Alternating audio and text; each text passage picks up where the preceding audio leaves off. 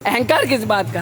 अरे अकड़ना तो मुर्दों की पहचान है, हर पल अकड़ते हैं, हर पल अकड़ते हैं। लेकिन एक जिंदा आदमी अगर ज़्यादा देर खड़ा रहे ना तो झुकने लगता है, नहीं जा होता खड़ा। इंसान की जिंदगी ये पहचान है कि वो झुक जाता है। मैंने जब करीब से देखा तो गोरों ने गांधी जी से बात करी, वो हमारे नहीं थे, वो दूसरे देश से आए थे, इस देश में शासन कर रहे थे, गुलाम थे उनके। हम गुलाम थे, फिर भी उन्होंने हमसे बात करी, और इस बात के लिए मनाया कि आप मान जाइए, हंगर स्ट्राइक छोड़ दीजिए, भूख हड़ताल छोड़ दीजिए।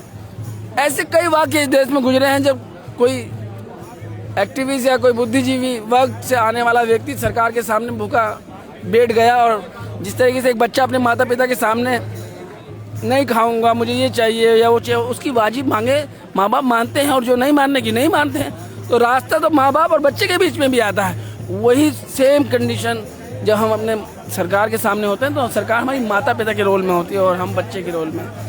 माता पिता का दिल करुणा और दया, प्रेम और भाव का भरा होना चाहिए, अहंकार का नहीं। अहंकार किस बात का? अरे अकड़ना तो मुर्दों की पहचान है, हर पल अकड़ते हैं, हर पल अकड़ते हैं। लेकिन एक जिंदा आदमी अगर ज़्यादा देर खड़ा रहे ना तो झुकने लगता है, नहीं जा होता खड़ा। इंसान की जिंदगी ये पहचान है कि वो झुक जाता है। दिल्ली पुलिस है ना, जंतर मंतर पे हमारी सांसों को भी अपनी कैमरे में कैद कर लेना चाहती है, हमारी सांसों को भी अपने कैमरे में कैद कर लेना चाहती है। लेकिन हम दीदी आपके माध्यम से बोलना चाहेंगे, हम आपसे नहीं डरते, हम आपसे नहीं डरते, आपकी पुलिस से नहीं डरते। हम गांधी के मानने वाले हैं, हम भगत सिंह के मानने वाले हैं, जो कहते हैं कि आप मुझे मार सकते हो, मेरे विचारों को नहीं, आप मेरे शरीर को कुचल सकते हो, मुझे नहीं, मुझे कुचल सकते हो, मेरी आत्मा को नहीं। समझ रहे हैं?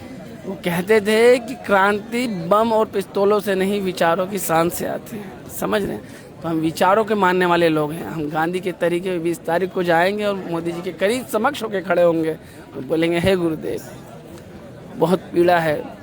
और जिस वक्त से मैं आता हूँ दीदी, उस बारे में बताया मैंने, पता है, मैं उसकी बात आगे कर लूँगा आपसे। बहुत दुख है, तकलीफ है।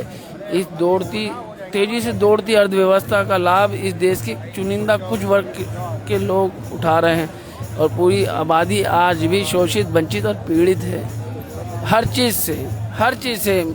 मैं इसके बारे में बताऊंगा आपको।